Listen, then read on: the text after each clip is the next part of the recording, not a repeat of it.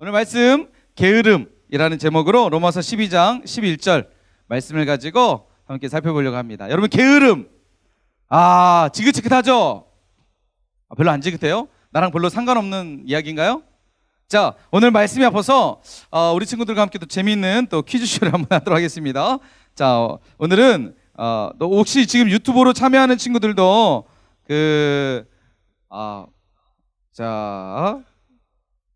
네. 갑자기 목사님 스타일이 좀 바뀌어서 좀 당황했죠? 별로 당황하지 않은 것 같아요. 네, 좀 샤프하지 않았어요? 네, 이게 바로 그 유명한 포머드 컷이라는, 여기 목사님 여기 보면 막 여기 줄도 냈어요, 이렇게. 줄도 내고. 네, 이게 요즘 핫한 스타일이래요. 남성 커트라고 해가지고, 이런 스타일로 여러분, 약간 이게 원래 약간 군인 스타일이에요. 군인들이 이렇게, 장교들이 이렇게 한다고 해서 좋다. 이번에 2021년도에 그 그리스도의 군사로서 우리 아이들을 한번 멋지게 한번 섬겨보자라는 마음으로 한번 머리를 한번 이렇게 샤프하게 자랐습니다.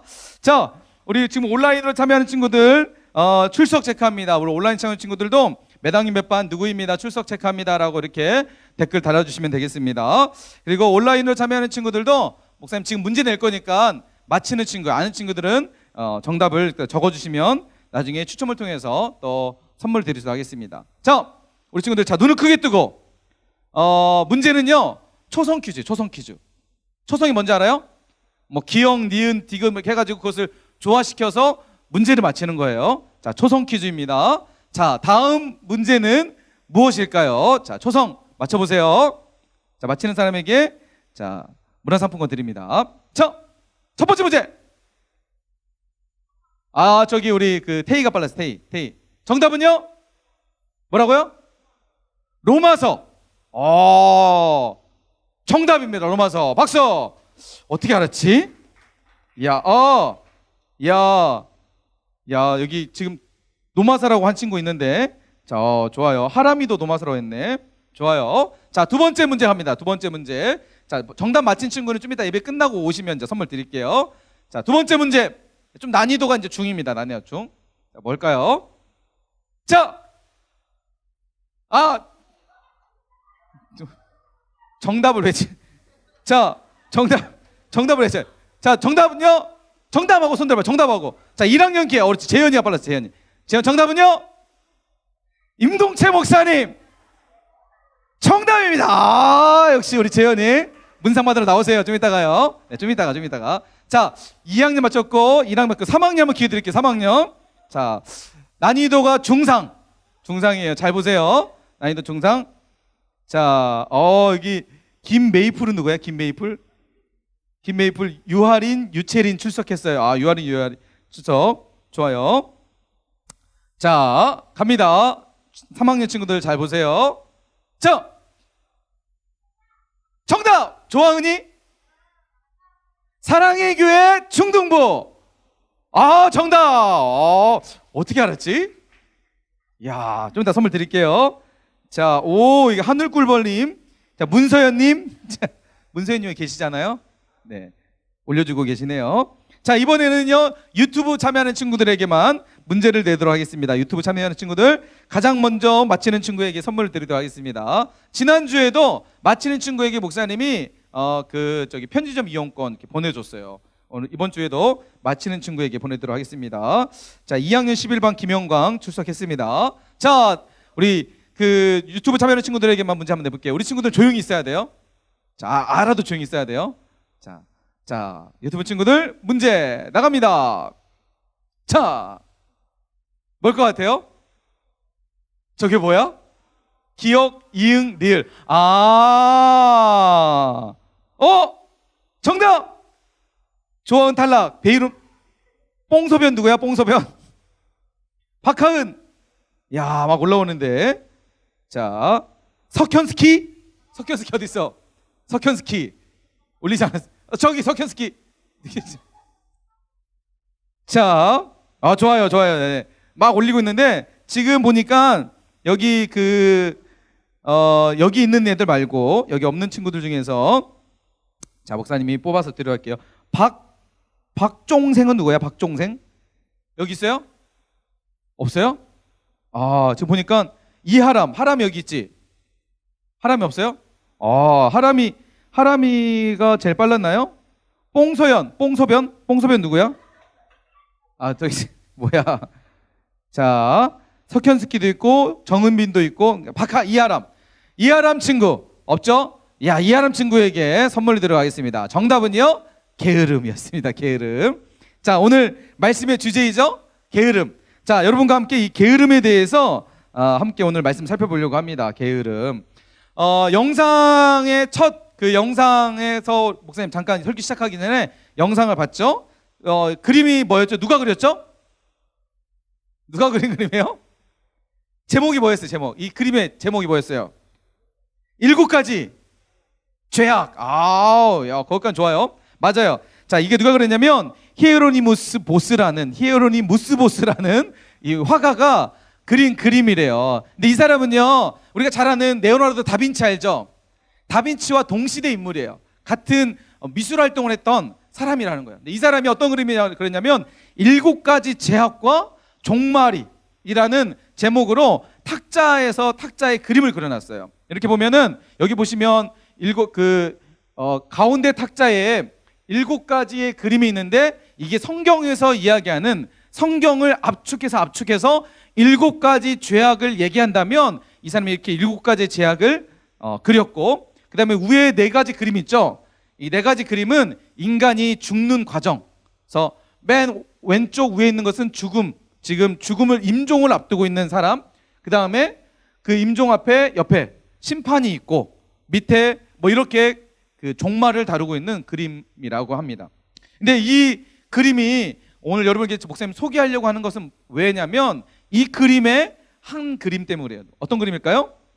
7가지 죄악 중에 가장 마지막 죄악이 뭐라고 돼 있죠? 자, 바로 게으름이라는 죄악이죠. 게으름. 7가지의 죄악 중에 한 그림을 이 히에로니무스라는 화가가 게으름이다라고 이야기합니다. 성경에서 수많은 죄악이 있지만 그 죄악들을 하나로 이렇게 압축하면 7가지가 되는데, 그 7가지 중에 한 가지가 게으름이라는 거예요.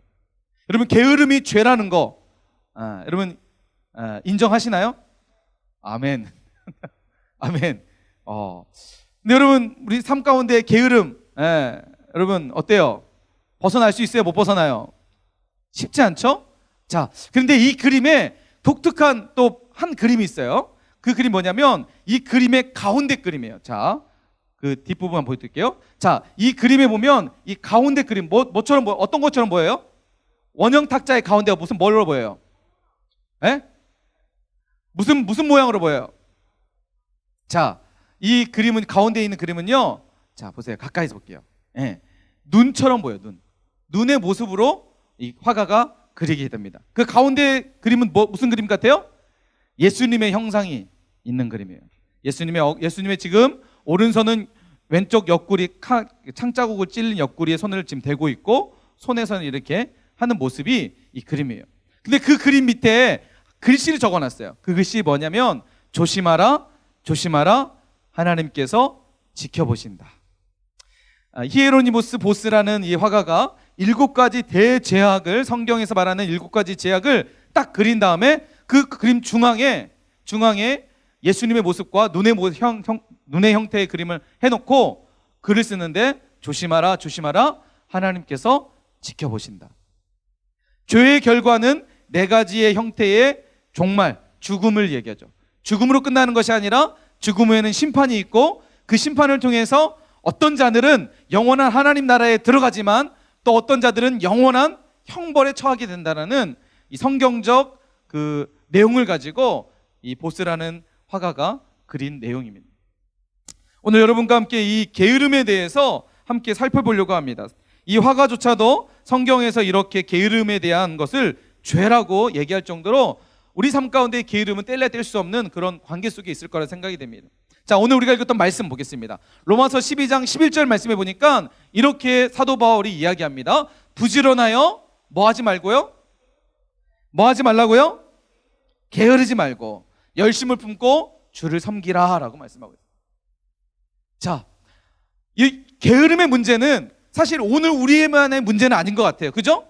이미 2000년 전에 살았던 사도 바울도 로마에 있는 성도들에게 부지런하여 너희 게으르지 마, 게으르면 안 돼 라고 이야기하고 있다는 것이죠.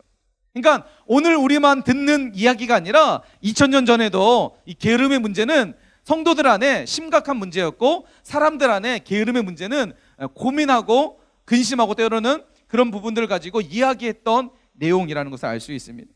자, 한번 여러분에게 물어볼게요. 한번 손을 한번 들어볼까요? 손 한번 들어볼게요. 자, 양심의 손을 얹고 한번 진실하게 한번 손 한번 들어보세요. 자, 나는 게으른 편이다. 한번 손 들어보세요. 나는 좀 게으른 편이다. 네, 역시 솔직히 손 안 드는 친구들은 좋아요. 2학년 친구들 좀 많네요. 그죠? 1학년 친구들은 뭐 부끄러워서 뭐 이렇게. 3학년 친구들은 들어라 빨리. 다 알고 있다. 자, 오케이. 반대로 손 내리시고 다시 양심의 손을 얹고 나는 진짜 부지런한 편이다. 예. 부모님이 따로 깨우지 않고 따로 뭘 시키지 않아도 나는 알아서 씻고 알아서 공부하고 알아서 학교 가고.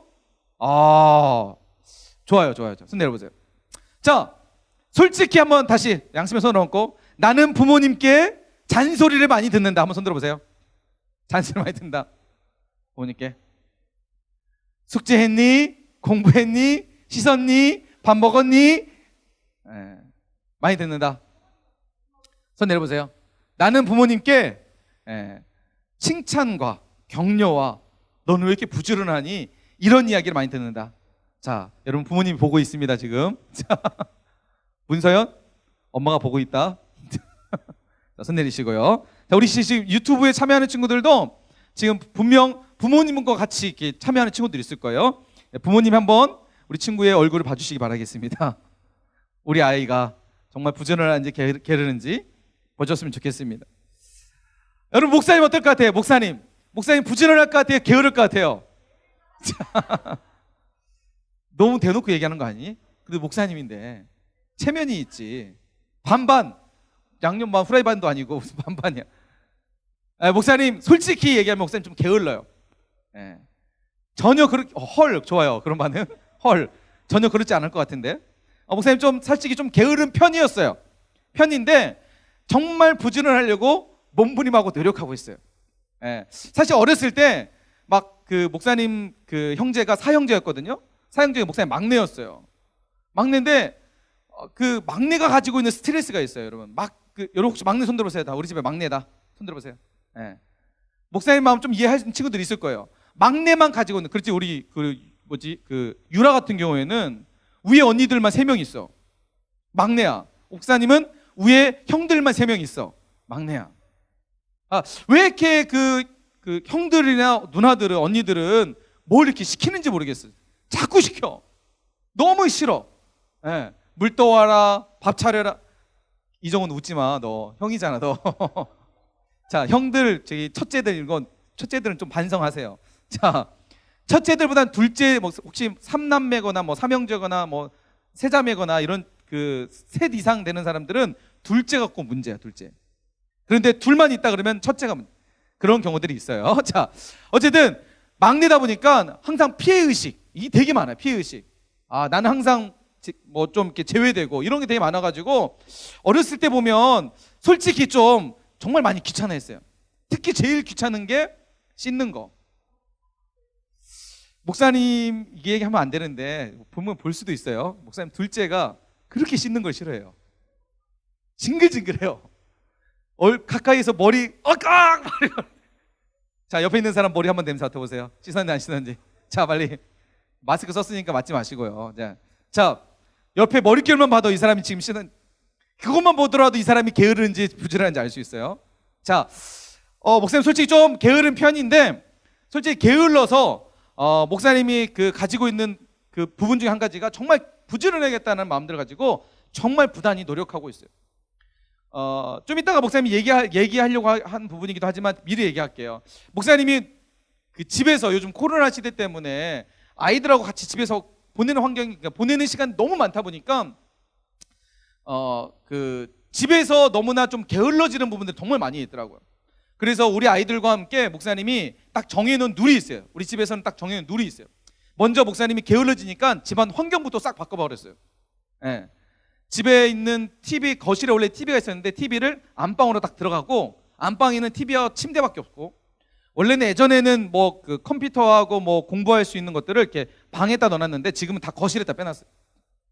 거실에 빼놓고, 그래서 가족들이 모이면 가장 많은 시간들을 보내는 곳이 거실이기 때문에 거실은 서로 이렇게 만나서 TV 보고 그런 게 아니라 공부하고 책 보고 뭐 자기 숙제할 것도 숙제할 수 있도록 이렇게 테이블도 조성해 놓고 거실에 책장도 갖다 놓고 그렇게 되어 있어요. 그 가장 중요한 거 있어요. 가장 중요한 거, 목사님 좀 보내다 보니까 우리 아이들이 지금 목사님 자녀들이 다 핸드폰이 있거든요. 핸드폰이 있는데 딱 거실에만 딱 없으면, 방에만 들어가면 어떻게 해요? 침대에 누워서 핸드폰만 보는 거야. 너무 안 되겠다. 목사님 자신 스스로도 핸드폰을 방에서 보면 안 되겠다는 생각이 있어서 딱 규칙을 정해놨어요. 우리 가족들은 핸드폰을 무조건 거실에서만 한다. 그래서 핸드폰은 거실에 다 있어요. 방에는 절대로 갖고 들어가면 안 돼. 그런데 놀라운 사실은요, 그만큼 거실에 놓으니까 핸드폰 하는 시간이 확연하게 줄어들게 되더라고요. 목사님 스스로도 방에 딱 들어가면 핸드폰 보다가 가끔씩 뭐 검색한다고 보다 보면 막 검색하다 보면 시간이 훌쩍 지나가는데, 거실에 있으면 가족들과 같이 있다 보니까 이야기하게 되고 뭐 장난하게 되다 보니까 핸드폰 하는 시간이 확실히 줄어들게 돼요. 네. 그래서 우리 집안의 그런 무조건 핸드폰은 거실에 놓고 지금 핸드폰을 하고 있습니다. 그러다 보니까 확실히 게을러지는 것들, 내가 스스로 나태해지는 것들이 많이 줄어들게 되더라고요. 예. 이렇게 조금 더 노력을 해가지고 좀 부지런해지려고, 내 삶을 좀 더 게으름에서 벗어나 보려고 정말 부단히 지금도 여전히 노력하고 있습니다. 한번 여러분은 어떤가요? 여러분은 삶 가운데에 이 게으름의 문제를 놓고 고민해 본 적이 있으시나요? 아, 나는 왜 이렇게 게으르지? 나는 왜 이렇게 내가 뭔가 하려고 해도 이렇게 하기 싫지? 귀찮지? 혹시 이런 마음들이 많이 들지 않나요? 지금 저 코로나가 한참 많이 됐었고, 지금은 방학 기간이다 보니까 더 늘어지고 더 게을러지는 혹시 지금 시간들이지 않을까 생각이 돼서 오늘 여러분과 함께 이 말씀 가지고 한번 하나님의 말씀을 붙들고 우리 삶 가운데 게으름에 대한 부분들을 과감하게 벗어버릴 수 있는 오늘 이 시간 됐으면 좋겠습니다. 할렐루야, 아멘이세요? 그렇게 소망하세요? 아마 우리 정말 이번 기회에 오늘 말씀을 통해서 여러분, 우리 게을렀던 우리의 일상, 게을렀던 우리의 삶 다 청산하고 하나님 앞에서 정말 거룩하고 부지런한, 그리고 세상을 이끌어갈 수 있는 하나님의 멋진 사람들로 그렇게 오늘 쓰임받는 복된 시간 되길 축복합니다. 아멘. 자, 우리 1학년만 아멘. 목소리 작은데 지난주 한번 이러다 앉았다 했는데 다시 한번 일어나 볼까? 다시 1학년만 아멘. 할렐루야. 뒤에 있는 너 이름 뭐지? 누구였지? 예준이. 박예준이. 예준이 목소리 진짜 예준이 좀 이따가 문상 하나 줄게요. 나오세요. 좀 이따가요. 네, 좋아요. 이렇게 목사님 예배 적극적으로 드리는 친구들 정말 좋습니다. 자, 성경에 보면 이 게으름에 대해서 어떻게 얘기하고 있냐? 아까 전에 히에로니무스 보스라는 그 화가가 게으름에 대해서 죄라고 정의를 하고 있는데, 성경에서 정말 게으름이 죄인지 한번 우리가 살펴보도록 합시다. 마태복음 25장에 보면 예수님께서 세 가지의 비유를 하세요. 열처녀의 비유를 하시고요, 두 번째 비유는 달란트 비유를 하시고요, 마지막 비유는 그 양과 염소에 대한 비유를 하세요. 근데 두 번째 비유가 무슨 비유라고요? 자, 첫 번째는 열처녀에 대한 비유, 두 번째는요 달란트에 대한 비유, 세 번째는요 양과 염소에 대한 비유를 하세요. 마태복음 25장에 보면 이 비유를 하십니다. 두 번째 비유가 달란트 비유예요. 여러분, 달란트 비유 아시는 친구들 한번 또 새겨서 한번 들어보세요. 어느 날 한 주인이, 예수님께서 하신 비유예요. 어느 날 한 주인이 먼 타국으로 여행을 떠나게 됩니다. 떠날 때에 자신의 종들에게 이제 불러요. 3명의 종을 불러가지고 자신의 주인의 재산의 일부를 종들에게 맡깁니다. 그래서 한 종에게는 5달란트를 맡기고요, 두 번째 종에게는 2달란트를 맡겨요. 그리고 마지막 세 번째 종에게는 1달란트를 맡깁니다. 그리고 주인은 종들에게 당부하고 이것을 잘 관리하라고 이야기하고 먼 타국으로 떠납니다. 자, 주인이 떠나자 이제 5달란트 받았던 종은 주인이 그 뜻을 따라서 그 5달란트를 가지고 열심히 일하기 시작합니다. 그것을 통해서 열심히 일해서 결국 또 5달란트의 이윤을 남겨요. 총 10달란트가 됐겠죠? 자, 두 번째 종도 마찬가지로 주인의 뜻을 따라서 5달란트 받은 종과 함께 열심히 일을 해가지고 9달란트를 남겨요. 자, 그리고 이제 마지막 한 종, 1달란트 받았던 종 어떻게 하죠? 그 종은요, 열심히 일을 했을까요? 일하지 않았을까요? 그렇죠. 열심히 일하지 않고 그 종은 자신이 받은 1달란트를 가지고 땅에 묻어놓게 됩니다. 그리고 이제 때가 돼서 그 주인이 먼 타국의 여행을 마치고 자신의 집으로 돌아옵니다. 그리고 종들을 부릅니다. 불러가지고 이제 한 명씩 세웁니다. 5달란트 받은 종에게 물어봅니다. 내가 너에게 맡겼던 5달란트를 가지고 너는 어떻게 했니? 라고 물어봐요. 그러자 그 종이 이렇게 얘기하죠. 주인님, 제가 주님께서 주신 그 5달란트를 가지고 열심히 일을 했더니 이렇게 5달란트를 또 남겼습니다. 주인님, 여기 10달란트를 드리겠습니다 하고 드립니다. 2달란트 받은 종도 마찬가지로 주인에게 2달란트를 남겨서 4달란트를 드리죠. 그리고 마지막 1달란트가 받은 종이 찾아와서 이제 주인에게 합니다. 주인님, 당신은 굳은 사람이고 당신은 심지 않는 데서 거두지 않는 분입니다. 그래서 당신의 그 마음 때문에 제가 무서워가지고 당신이 주신 그 1달란트를 가지고 제가 일하지 못하고 땅에 묻어놨다가 당신께 다시 드리겠습니다라고 이야기를 하죠. 자, 이 달란트 비유. 자, 그랬더니 5달란트 받은 종과 2달란트 받은 종에게는 주인이 칭찬을 했지만 1달란트 받은 종에게는 뭐라고 얘기할까요? 자, 뭐라고 얘기하냐면 이렇게 얘기합니다. 마태복음 25장 26절 말씀에 주인의 이야기야. 그 주인이 대답하여 이르되 악하고 게으른 종아, 나는 심지 않는 데서 거두고 해치지 않는 데서 모으는 줄을 네가 알았느냐. 자, 지금 주인이 1달란트 받았던 종에게 뭐라고 얘기하겠냐면 악하고 게으른 종이라고 얘기했어요. 이 악한 종아 라고 그 종에게만 얘기한 것이 아니라 그 종에게 악하고 게으른 종이라고 얘기하고 있어요. 자, 이 악하다는 얘기하고 게으르다는 얘기가 어떻게 해요? 같은 의미로 지금 주인이 이야기하고 있다는 거예요. 게으름은 뭐예요? 악하다는 거예요. 악하다는 건요, 게으르다는 거예요.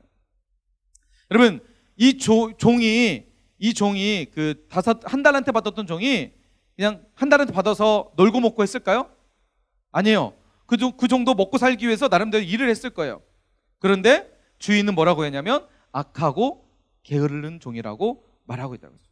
여러분, 게으름의 문제는요, 우리가 단순히 생각할 만한 문제가 아니라는 거예요. 하나님은 분명히 이 주인과 같이 마지막 때에 다시 오실 거예요. 그럴 때 종에게 물어봤던 것처럼 내가 너에게 맡긴 것을 가지고 너는 무엇을 했니? 라고 물어볼 때 하나님, 저에게 주신 것 그대로 하나님께 드립니다라고 한다면 뭐라고 한다는 거예요?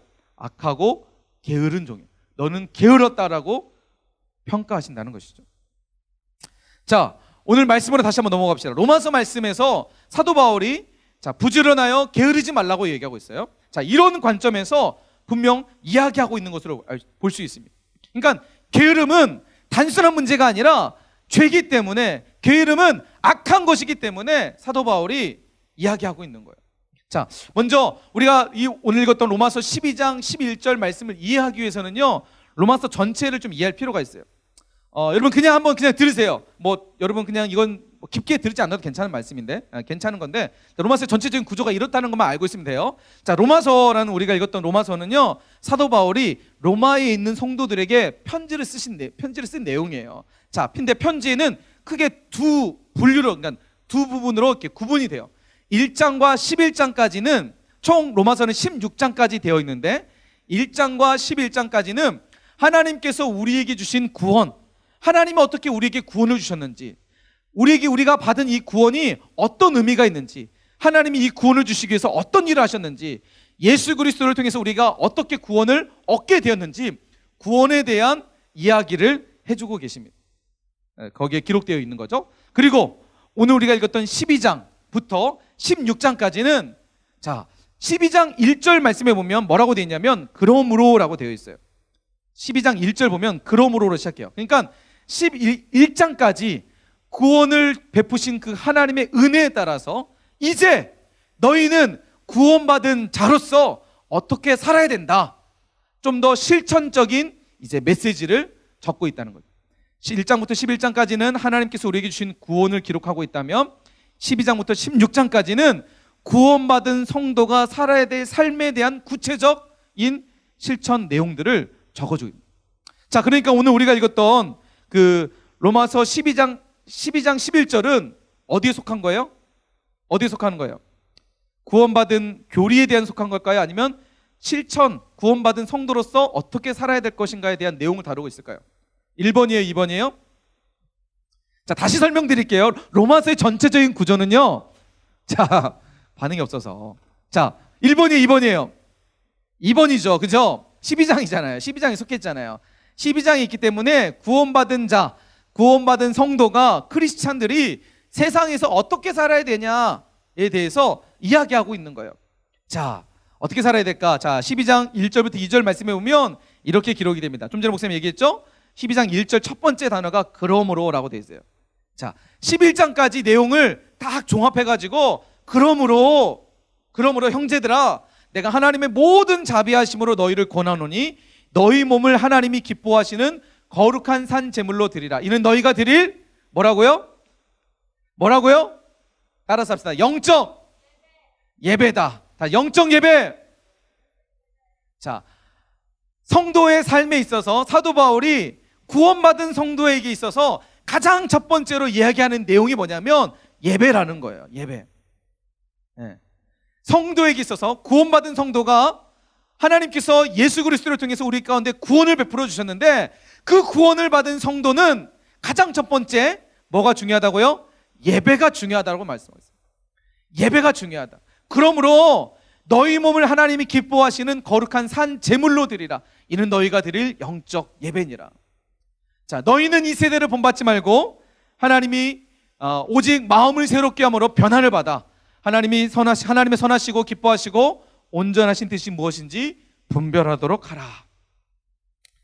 여러분, 성도에게 있어서, 크리스찬들에게 있어서, 그리스도인들에게 있어서 예배는 뗄래야 뗄 수 없는 관계입니다. 아멘이세요? 아멘이세요? 여러분, 우리의 삶 가운데 예배가 무너지면 어떻게 될까요? 우리의 삶 가운데 예배가 사라지면 어떻게 될까요? 성도로서 세상 가운데 제대로 살아갈 수 있을까요? 그리스도인으로서 세상 가운데 영향력을 끼치면서 살아갈 수 있을까요? 나 성경 많이 알고 나 오랫동안 교회 다녔어. 근데 지금 내 삶의 예배가 끊어져 버리면 여러분, 성도는요 그 순간부터 영향력을 잃어버리게 되고 세상 가운데 성도로서 살아갈 수 없게 됩니다. 여러분, 그래서요 크리스찬들에게, 그리스도인들에게 가장 큰 불행이 뭔지 아세요? 가장 큰 불행, 그리스도, 예수님 믿는다라고 얘기하는 그 사람들에게 가장 큰 불행이 뭔지 아세요? 불행이 있다면 그 불행은요 하나님의 소리가 끊어지는 거예요. 하나님의 소리가 들리지 않는 거예요. 예배를 통해서 우리는 하나님의 소리를 날마다 공급받아야 되고, 예배를 통해서 하나님의 음성을 듣고 하나님이 우리를 향한 하나님의 뜻을 발견하면서 살아야 되는데, 내 삶의 예배가 무너지고 예배가 끊어지면 하나님의 소리가 들리지 않게 되죠. 그런 순간 성도는 가장 불행한 인생을 살아가게 됩니다. 이것도 아니고 저것도 아닌 인생을 살아가게 되는 거예요. 코로나 시대 때 참 우리 삶 가운데 이런 도전들이 정말 많았을 거예요. 예배에 대한 도전들이 정말 많았어요. 많은 친구들이 재작년 2019년도만 해도 교회에 그냥 당연히 나왔던 그 예배 삶이 코로나로 인해서 단절되어지게 되고, 온라인으로 비대면으로 참여할 수밖에 없는 적절하지 않는 환경 속에서 우리는 예배에 대한 부분들을 했을 것입니다. 한번 작년을 생각해 보세요. 여러분, 작년 한 해 동안 내 삶의 영적 온도가 얼마나 뜨거웠었는지. 여러분, 불타오르듯이 뜨거웠나요? 아니면 냉랭하거나 식진 않았나요? 왜 그렇다고 생각하세요? 작년 초만 하더라도 작년 2010년 우리 이제 2학년 3학년 친구들은 알 거예요. 중등부 겨울 수련회, 동계 수련회 때만 해도 정말 뜨거웠어요. 목사님 정말 깜짝 놀랄 정도로 아이들 너무 열정적이었고, 하나님을 예배하고 찬양하고 기도하는 모습들이 하나님이 감동받을 만한 열정이었어요. 정말 이 아이들 데리고 뭐든 할 수 있겠다는 그런 마음을 가졌어요.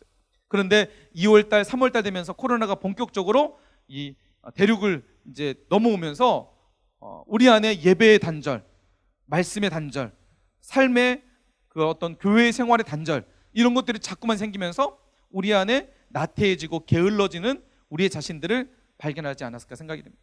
그러죠? 인정하시나요? 그렇게 느껴졌나요? 네. 여러분, 그래서 사도 바울이 얘기하는 거예요. 성도의 기서 가장 첫 번째가 뭐라고요? 예배라는 거예요.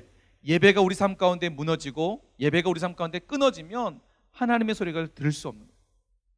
그럴 때 그리스도인들에게는 가장 큰 불행인 거예요. 여러분, 이런 사건들이요 성경의 곳곳에 등장해요. 하나님의 소리가 끊겼던, 예배가 무너졌던 그런 시대적 상황들, 그런 장면들이 성경에 곳곳에 등장하는데 대표적인 곳이 바로 사사기의 말씀이에요. 여러분, 사사기에 보면 이렇게 기록하고 있어요. 사사기 17장 6절 말씀에 보면 이렇게 얘기해요. 그때에 이스라엘의 왕이 없으므로 사람마다 자기 소견에 오른 대로 행하였더라. 21장 25절 말씀에도 똑같이 자기의 소견에 오른 대로 행하였더라. 예배가 단절되고 하나님의 소리가 들리지 않으니까 사람들이 어떻게 해요? 자기가 옳은 대로 행하게 되는 거예요. 여러분, 코로나 시대에 우리가 예배가 단절되고 하나님의 말씀이 단절되면 어떻게 되냐면 어떻게 해요? 내가 살고 싶은 대로 살아가게 되는 거예요. 내가 원하는 대로 살게 되는 거예요. 내가 편한 대로, 내가 즐거운 대로, 내 마음이 가는 대로 살아가게 되는 거예요. 그죠? 예배 드려야 되는데 지금 20% 돼가지고 어느 정도 내가 교회 나와서 예배 충분히 드릴 수 있는데 어떻게 해요? 그냥 집에서 예배 드리는 게 편하니까. 그죠? 물론 우리 중동부 친구는 그런 친구 한 명도 없을 거예요. 지금 온라인 참여하는 친구들도 부득이하게 어쩔 수 없이 참여하는 친구들일 거 생각이 돼요. 그런데 주변에 보면 그런 친구도 있을 거예요. 예배가 너무나 이제 편해졌죠. 온라인이라는 도구가 생기니까 그냥 집에서 누워서 아니면 잠깐 아침에 11시 예배니까 한 10시 50분에 일어나가지고 눈 비비고 예배는 드려야 되니까 그냥 앉아서 예배 묵묵히 그냥 드리는. 여러분, 자기가 원하는 대로, 자기가 편하는 대로 사람들이 행동하기 시작했다는 거예요. 하나님의 말씀이 단절되니까, 예배가 단절되니까. 목사님 집에 그 말씀을 준비하면서 목사님 서재에 이런 책이 있어요. 예배에 목숨을 걸라라는 책이 있어요. 그래서 말씀을 준비하면서 이 책의 내용들을 한번 쭉 다시 한번 보게 됐어요. 우리의 예배가 어떻게 하면 회복될 수 있을까? 이 책의 내용에 보면 이런 내용이 있어요. 삶의 변화를 원한다면 예배 드리는 모습부터 변하라. 아멘이세요? 목사님은 조금 더 우리 중등부 예배가 더 뜨거웠으면 좋겠어요. 아멘? 앞에서 열심히 찬양하고 율동하는데 아직까지 좀 어색한 것 같아요. 여기 있는 친구들은 그냥 서서 이렇게 여기 있어요. 서서 있어요. 예. 여러분, 예배는요 구경이 아니에요. 내가 예배를 영화관에서 영화를 보는 것처럼 구경하러 오는 게 예배가 아니에요. 여러분, 하나님이 우리를 이 자리에 부르는 것은 여러분 한 사람 한 사람이 예배자예요. 이 자리가 좁으니까 여러분 여기 앉아 있는 것이지, 가능하면 여러분이 모두 다 예배를 인도하는 예배자 돼야 된다는 거예요. 여러분, 부끄럽다고 가만히 있으면 그건 예배자가 아닌 거예요. 예배는 구경하는 것이 아니라 예배는 내가 적극적으로 하나님 앞에 나아가는 거예요. 내 삶에 진짜 변화가 되기 원하고 내 삶 가운데 정말 영향력 끼치는 그런 멋진 삶이 되기 원한다면 예배 드리는 모습부터 바꿔야 될 줄 믿습니다. 아멘. 할렐루야. 아멘. 우리 누구 준서인가요? 준서. 진짜 준서 화이팅. 준서 좀 이따가 목사님이 선물 줄게요. 진짜 준서 예배 자세가 너무 좋은 것 같아요. 저런 친구들은 진짜 변화될 수 있어요. 저런 친구는 뭘 해도 다 되는 친구예요. 아멘. 아멘. 여러분, 우리의 예배의 자세를 먼저 변화됐으면 좋겠어요. 예배의 목숨을 걸라. 이 책의 내용을 보면 이런 내용이 있어요. 예배는 성령님이 함께 하시는 변화와 충전의 시간이며 허기진 영혼의 양식을 공급하는 영혼의 식탁이다. 예배는 밥이다. 거를 수 없다. 예배는 탯줄이다. 생명의 통로이다. 기도와 말씀과 찬송이 있는 예배는 성도의 생명을 유지하는 영적인 종합 비타민이다. 예배에 목숨을 걸어야 인생이 바뀐다. 아멘이세요? 여러분, 예배의 목숨 한번 걸어보세요. 내가 정말 하나님 앞에 예배의 목숨을 걸면 여러분 내 인생이 바뀔 거예요. 내 삶이 바뀔 거고요. 지금 내가 고민하고 있는 게으름의 문제는요 단순히 사라질 거예요. 뭐예요? 예배의 목숨을 걸면. 자, 성경에서 우리에게 말씀하고 있어요. 그래서 사도 바울은 첫 번째 성도에게 있어서 가장 중요한 삶이 뭐냐면 바로 예배이다.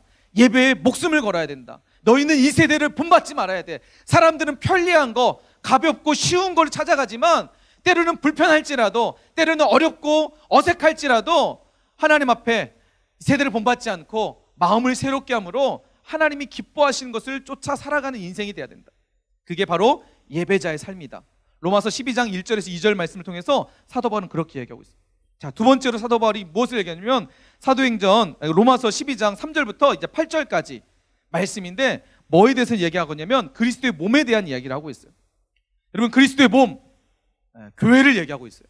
교회 공동체에 대해서 사도 바울은 너희가 하나님 앞에 예배자로 세워져야 되고 그리스도의 몸된 교회를 위해서 너희가 어떤 사명을 가지고 살아야 되는지, 다시 말해서 좀 더 쉽게 설명하면 사명자로서 우리가 하나님께서 우리를 부르신 소명을 가지고, 좀 더 쉽게 이렇게 설명해 볼게요. 하나님이 여러분을 부르셔서 여러분을 통해서 앞으로 이 땅 가운데 지역을 살리고 민족을 살리고 열방을 이끌어가게 하실 거예요.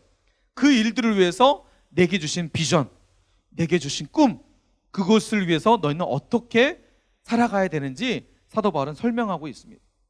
그래서 5절에서 6절 말씀해 보니까 이와 같이 우리 많은 사람이 그리스도 안에서 한 몸이 되어서 서로 지체가 되었느니라. 우리에게 주신 은혜대로 받은 은사가, 자, 여기서 은사가 뭐죠? 하나님 우리에게 주신 선물이에요.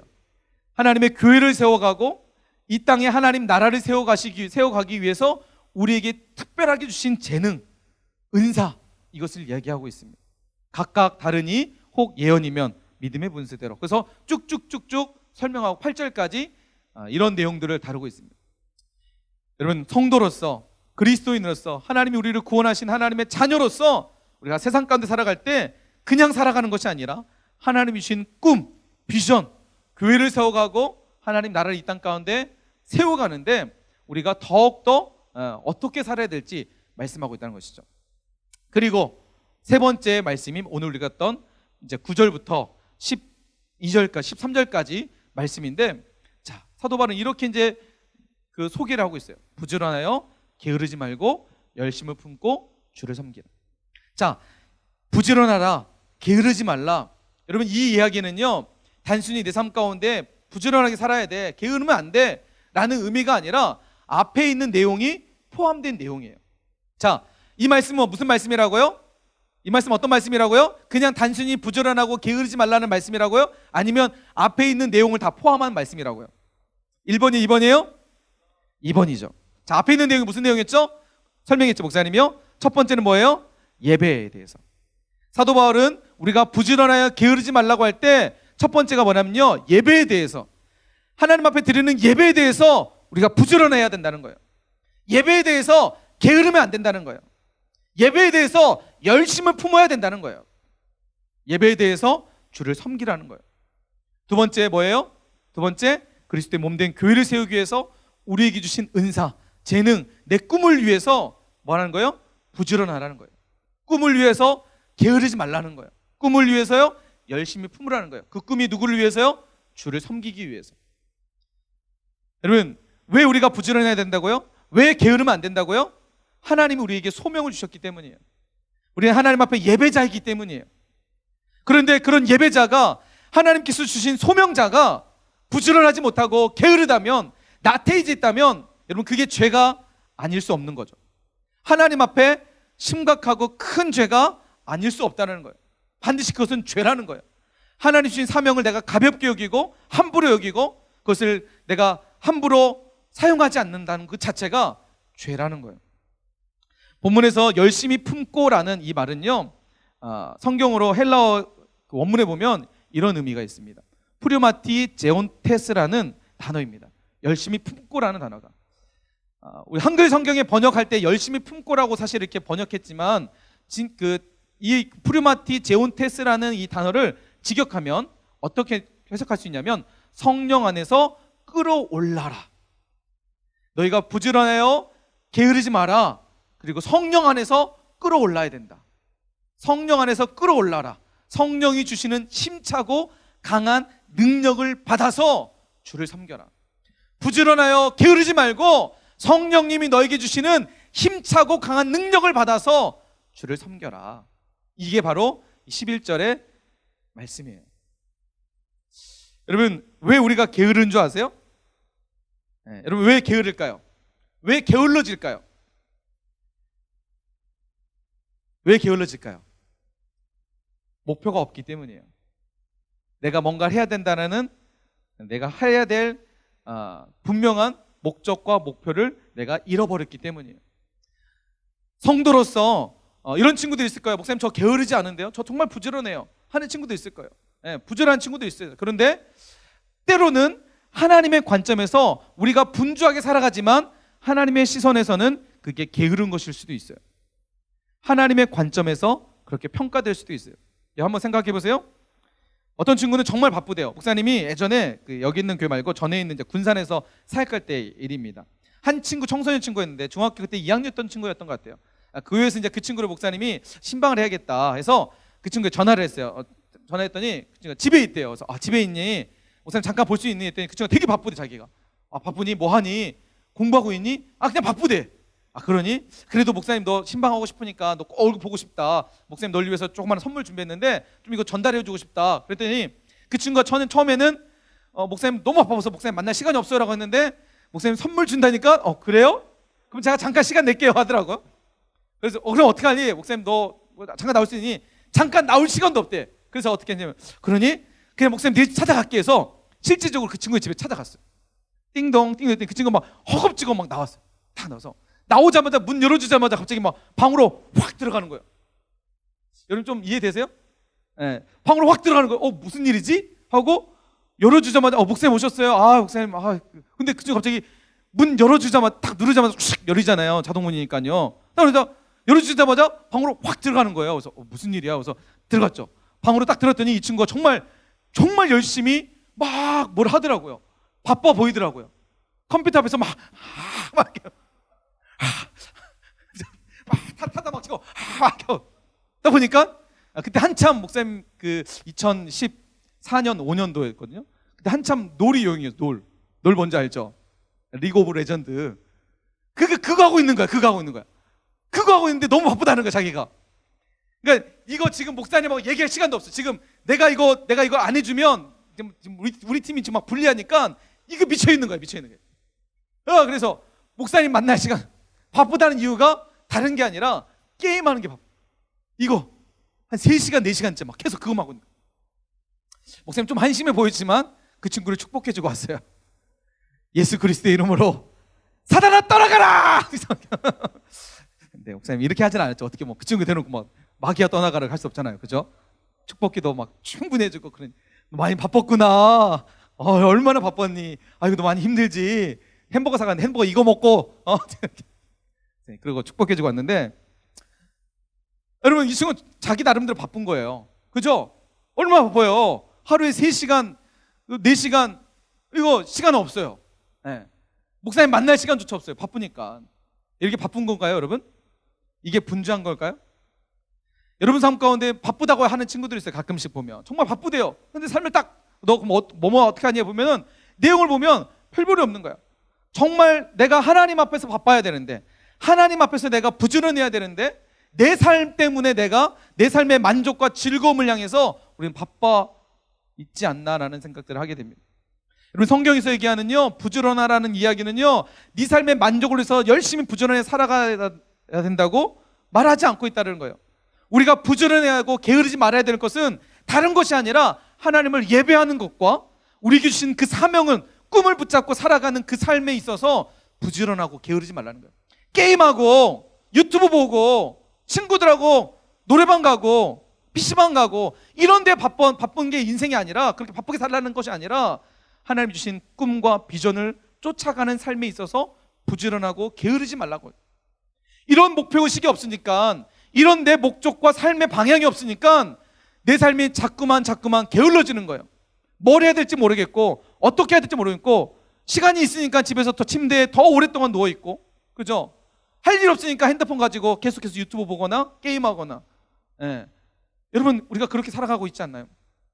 오늘 말씀을 통해서 우리가 분명히 깨달았으면 좋겠습니다. 여러분 우리 삶 가운데 너무나 많은 이 문제들 중독의 문제들 게임, 유튜브, 페이스북 그죠? 인스타, 트위터, 틱톡 또 뭐 있어요? 얘기해 보세요. 뭐 있어요? 예? 게임만 해더라도 남자친구는 엄청 많죠. 뭐 오버워치 요즘 오버워치 또 뭐 있어요? 배그인가요? 배그? 배틀그라운드. 예. 그다음에 놀도 하나요 요즘? 놀 끝났어요? 예.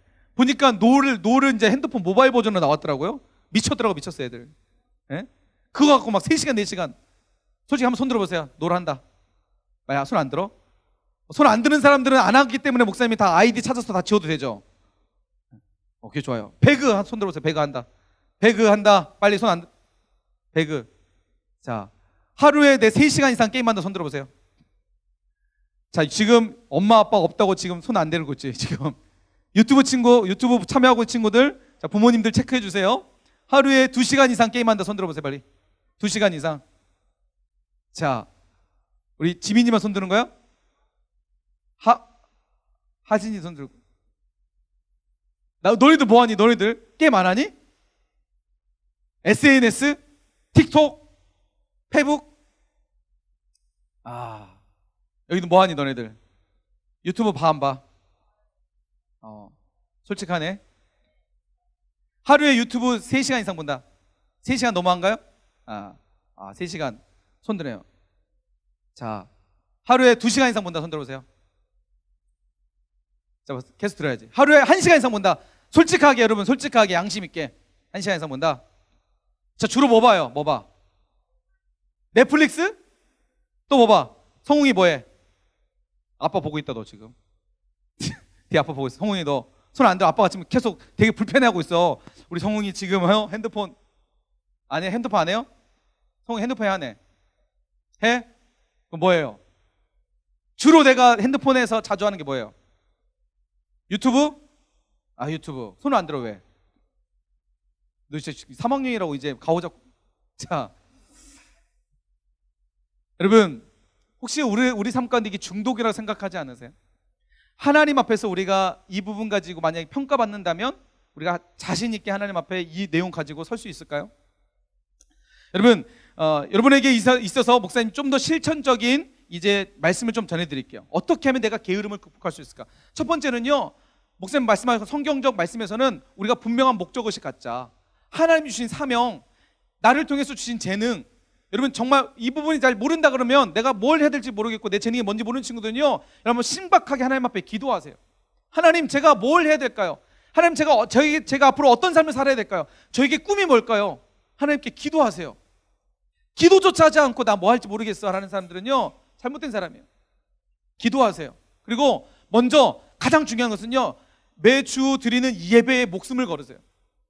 여러분, 매주 드리는 예배에 내가 정말 하나님 앞에 목숨 걸면 내 하루에 일주일간 삶 가운데 내가 허투루 살아가는데 정말 많은, 여러분, 도움이 될 거예요. 예배에 먼저 목숨 거세요. 그리고 두 번째는요, 내게 주신 사명에 붙들리세요. 모르는 친구 뭐라고요? 기도하세요. 자, 그리고 목사님이 좋아하는 한 교수님이 있습니다. 아주대학교의 김경일 교수님이라고. 이분 인지심리학 교수님이세요. 인지심리학자세요. 이분의 강의를 목사님 좀 많이 듣고 있는데, 이분이 이런 얘기를 하더라고요. 인지심리학이 뭔지 아세요? 그러니까 사람의 심리를 연구하는데 사람의 행동심리, 그죠? 뇌의 생각의 심리. 이분이 자주 얘기하는 게 뭐냐면 뇌를 자꾸만 착각시키래요. 뇌를. 무슨 말 돼요? 뇌를 착각시키래요. 그래서 목사님이 집안 환경을 완전히 바꿨던 이유가 뭐냐면 뇌를 착각시키게요. 여러분, 집은 어떤 공간이에요? 쉬는 공간. 여러분의 방에 침대에 있는 무슨 공간? 자는 공간. 침대 옆에 책상이 있으면 어떻게 해요? 공부가 돼야 안 돼요? 침대 옆에 책상이 있으면 책상 딱 앉으면 약간 졸리다 그러면 뭐가 보여요? 침대가 보여요. 내 눈에 침대가 있으면 내 뇌는 어떻게 생각해요? 자고 싶다, 눕고 싶다. 그래서 목사님의 집에 책상을 같이 공부하는 곳은 거실로 만들어 놓은 거예요. 거실은요, 침대가 없어요. 거실은 책장이 있어요. 책밖에 없어요. 여러분, 왜 도서관 같은 데서 공부 잘 되는 줄 아세요? 책 있잖아요. 내 보는 시선, 사람들이 공부하고 있고 보는 시선들마다 책이 있어요. 시끄럽지 않아요. 그러니까 어떻게 해요? 내 귀, 내 눈, 그죠? 내 눈과 귀가 뇌에 자극을 줘요. 여기는 공부하는 거가. 그래서 이분이요, 온라인 수업을 잘하는 방법을 영상을 통해서 소개를 했는데, 온라인 수업 잘하는 방법 뭘 것 같아요? 이분은 딱 그렇게 얘기하더라고요. 온라인 수업할 때 학교 가는 것처럼 아침에 정확한 그 시간에 일어나서 세수하고 옷도 학교 가는 것처럼 교복을 입고, 때로는 교복을 입고 책상에 앉으래요. 내가 교복을 딱 입으면 내가 착각을 한대요. 아, 학교 가구나, 학교 가면 공부하구나, 이런 생각에 내가 자극을 받아서 집중하게 되는 거예요. 그런데 일어나자마자 잠옷 입고 딱 책상에 앉으면 무슨 생각해요? 뇌가 무슨 착각을 해요? 아직 자고 있다라고 생각을 해요. 그러니까 집중이 안 되는 거예요. 자, 이분이 이런 얘기를 하는데요, 우리의 삶의 변화를 일으키려면 사람이 낯선 상황에 들어가 봐야 기존의 생각에서 벗어날 수 있대요. 무슨 말이냐면요, 여러분, 우리가 게으름에서부터 벗어나려면 뭐예요? 낯선 상황을 만들라는 거예요. 내가 집에서 너무나 침대에서 많이 누워있다, 내가 아침에 너무나 오랫동안 자거나 아니면 내가 너무나 게임에 빠져있다, 여러분, 이 상황들을 바꾸려면 어떻게 해요? 낯선 상황을 만들어가는 거예요. 뇌를 착각시키는 거예요. 아침에 내가 의지적으로 그냥 9시, 8시에 일어나겠다면 8시에 일어나서 먼저 그냥 일어나겠다면 생각하지 말고 일어나서 세수를 하는 거예요. 세수를 딱 하면 어떻게 돼요? 뇌가 착각을 해요. 깨어있다라는 착각을 해요. 그리고 집에만 있지 말고 도서관을 가거나, 물론 요즘 코로나 때문에 어디 가는 건 참 어렵지만 내가 그동안에 집에 있던 환경이었다면 좀 집을 벗어나세요. 벗어나지 않고는 게으름의 문제를 해결할 수 없어요. 첫 번째는요, 낯선 환경을 만들으래요. 목사님, 둘째 이야기를 좀 할게요. 둘째가 공부를 너무 안 해요. 물론 초등학교 이제 4학년밖에 안 됐기 때문에 안 하는 건 당연한 거예요. 그죠? 이상한 거 아니에요. 근데 어떻게 하면 우리 아이에게 좀 더 공부를 시킬 수 있을까? 그래서 아이에게 좀 더 체계적인 공부할 수 있도록 하기 위해서 아이에게 삶의 생활을 좀 낯설게 만들어주겠다 하기 위해서 목사님이 우리 아이와 함께 이제 책상에 앉아가지고, 식탁에 앉아가지고 막 이제 얘기를 하면서 어떻게 하면 아빠가 너를 도와줄 수 있을까 해서 서로 합의된 계획표를 짰어요. 자, 그 계획표예요. 잘 안 보이죠? 잘 안 보일 거예요. 자, 이 계획표에 보면 이제 월요일날, 수요일날, 토요일날 있고요. 그 다음에 화, 목, 금 이렇게 나눠져요. 왜 이렇게 나냐면 월, 수, 금은 학원 안 가는 날, 월, 수, 토요일은 학원 안 가고, 그 다음에 화, 목, 금은 학원은 가는 날이에요. 그 시간에 맞춰서 시간표를 짰어요. 9시에 먼저 일어납니다. 초등학교니까 9시에 일어나기로 했어요. 방학이기도 해서 9시에 일어나서 9시 50분까지 씻고 밥을 먹어라. 뭐 되게 여유롭죠? 9시 50분부터 그다음에 10시 10분까지 아침에 이제 큐티를 해라. 그래서 이렇게 시간표를 아이와 함께 쭉쭉 만들었어요. 근데 초반에는 목사님이 애가 핸드폰 하는 게 너무 싫었어요. 맨날 핸드폰만 갖고 있는 것 같아서. 그래가지고 틈틈이 쉬는 시간마다 핸드폰 할 수 있도록, 근데 단 핸드폰은 어디서요? 거실에서만 할 수 있다 만들어놨어요. 시간표를 쭉쭉 만들어가지고 계획표를 짰어요. 시간별로 계획표를 만들어줬어요. 근데 여러분, 놀라운 변화들이 생겼어요. 아이가 그렇게 시간에 맞춰서 하려고 노력을 하더라고요. 예전에는 깨워야 좀 겨우 깨워야 막 근데 지금은 이제 물론 조건을 달았죠. 네가 한 주 동안 이걸 잘하면 아빠가 용돈을 줄 거야. 여러분, 우리가 용돈 10,000원 줘요. 초등학교 4학년인데 엄청나죠? 네. 근데 일부러 하루 정도는 내가 관리를 안 해줘요. 그러면은 약간 무너지겠죠, 그죠? 그래서 이제 핑계대. 야, 너 저번에 금요일 날 너 이거 못했잖아. 그러니까 용돈 이번에는 5,000원이야. 5,000 딱 쳐요. 되게 좀 밉나요? 근데 여러분, 삶에 내가 변화를 일으키고 내가 게으름으로부터 벗어나려면 여러분 삶에 좀 더 구체적인 계획을 세우세요. 목표를 세우고 그 목표를 위해서 내가 계획을 구체적으로 세울수록 내가 실천할 수 있는 확률은 그만큼 늘어납니다. 여러분, 아침에 일어나는 시간을 정하세요. 내 스스로 정하세요. 그리고 정하고 늘 살았던 패턴대로 살지 말고 약간의 낯설게 만들어 보세요. 충분히 게으름으로부터 벗어날 수 있을 거예요. 여러분, 가장 중요한 내 삶의 변화를 일으키려면 나하고 핸드폰하고 거리두기를 하세요. 여러분 스스로가 핸드폰은 무조건 거실에서만 한다라고 생각을 해서 거실에만 놓으세요. 거실에 놓으면 내가 핸드폰을 오래 못 갖고 있어요. 왜 그럴까요? 엄마 아빠가 쳐다보니까. 방에 들어가면 어떻게 해요? 방에 들어가면 안 보니까 내 스스로 절제력과 통제력을 잃어버려요. 이것만 보고 이것만 하고 한 판만 더 하고 그러다 보면 3시간, 4시간, 5시간 쭉 내 시간을 그냥 잃어버리게 됩니다. 근데 거실에서 하면 어떻게 돼요? 일단은 부모님이 계시면 거실에서 하면 눈치 보이죠? 예, 부모님 잔소리가 있을 것 같으니까 내 스스로가 절제가 돼요. 무조건 핸드폰은 거실에서, 아니면 핸드폰을 내가 꺼놓는 것도 중요해요.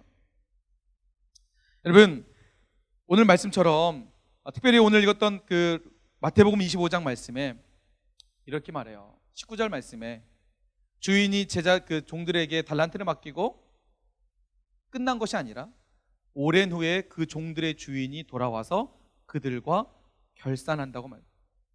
여러분, 하나님께서 여러분이 언제 하나님 앞에 설지 모르겠지만 하나님 앞에 섰을 때 하나님 분명 우리에게 물어볼 거예요. 내가 너에게 준 시간 너 어떻게 썼니? 내가 너에게 준 건강 너는 어떻게 썼니?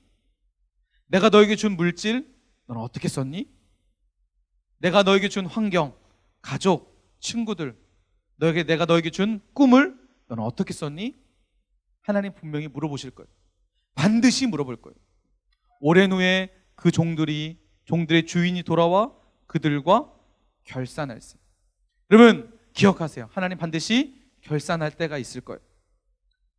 제가 하나님 무서워서 하나님 제 환경이 이래서 저 주신 시간과 재능과 제 꿈을 그냥 땅속에 묻어놨어요. 하나님 드릴 게 없네요 라고 이야기한다면 그랬니? 수고했다. 하나님 이렇게 하실까요? 좀 전에 우리가 한 달란트 받았던 종에게 했던 이야기, 이 악하고 게으른 종아, 결국 그 종은 바깥 어두운 데 쫓겨나가서 버려져서 슬피 운다라고 성경은 이야기하고 있습니다. 오늘 말씀을 기억하십시오. 부지런하여 게으르지 말고 열심을 품고 주를 섬기라.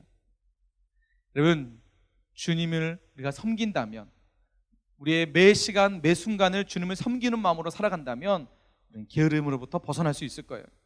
오늘 말씀을 기억하면서 우리를 위해서 기꺼이 자신을 희생하신 그 주님의 희생을 생각하며 내게 주신 시간들이 그냥 주어진 시간이 아니라 예수 그리스도의 십자가의 은혜로 주어진 시간. 그래서 우리는 허투루 살면 안 돼요. 여러분, 대충 살면 안 돼요. 그냥 의미 없이 살면 안 돼요. 우리는 그냥 살기엔 너무나 아까운 인생이에요. 그냥 시간을 보기엔 너무나 아까운 시간이에요. 여러분이 주신 시간은 황금 같은 시간이고 예수 그리스도의 피값이 있는 시간이라는 사실을 우리 꼭 기억하시고, 우리에게 주신 하루하루의 시간들 한 1분 1초라도 허투루 보내지 말고 부지런하여 게으르지 말고 열심을 품고 주를 섬기라. 오늘 이 말씀을 우리 삶 가운데 붙들고 한 주간도 주님 안에서 믿음으로 승리하는 우리 모두가 되시길 주님의 이름으로 축복합니다. 아멘이세요? 아멘. 우리 크게 아멘 합시다. 아멘. 사실 오늘 여러분과 함께 말씀을 마치면서 이거 하려고 했었어요. 핸드폰 다 꺼내라고. 핸드폰 다 꺼내가지고 게임 지우라고. 이럴 줄 알았어? 자, 한번 핸드폰 꺼내볼까요? 아니요 하는 사람 뭐야? 지금 말씀 다시 시작해야겠네. 믿음에 도전하자고 했더니 지금, 자, 빨리 핸드폰 꺼내보세요. 한번 핸드폰 꺼내보세요. 한번 빨리 다 핸드폰 꺼내서 빨리 틱톡 지우고, 자, 게임, 자, 빨리 핸드폰 다 꺼내보세요. 오늘 이거 끝내고 이제 이거 다 하면 이제 마치, 우리 옆에 있는 선생님들 봐주세요. 빨리 애들이 지금 지우고 안 지우고 있는지 옆에 있는 감시해주세요.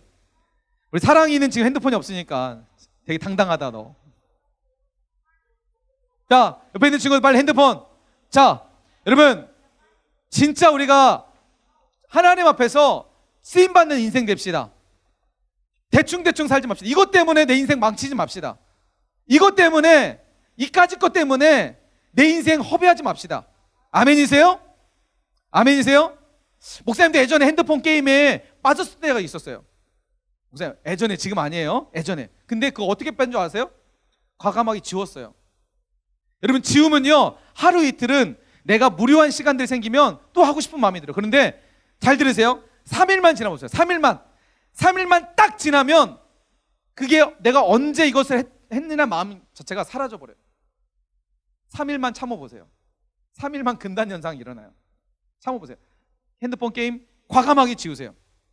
여러분 정말 도전한다면 과감하게 지우세요. 그리고 여러분 삶 가운데 무료한 시간들을 최대한 줄이세요. 내가 조금 집에서 할 일 없으면 여러분 어떻게 해요? 밖에 나가세요. 그냥 나가서 걸어도 해요. 걸어도 돼. 그렇게 무료한 시간들을 버리고. 자, 핸드폰 꺼냈어? 민서 꺼냈어? 목사님 이거는 안 되는.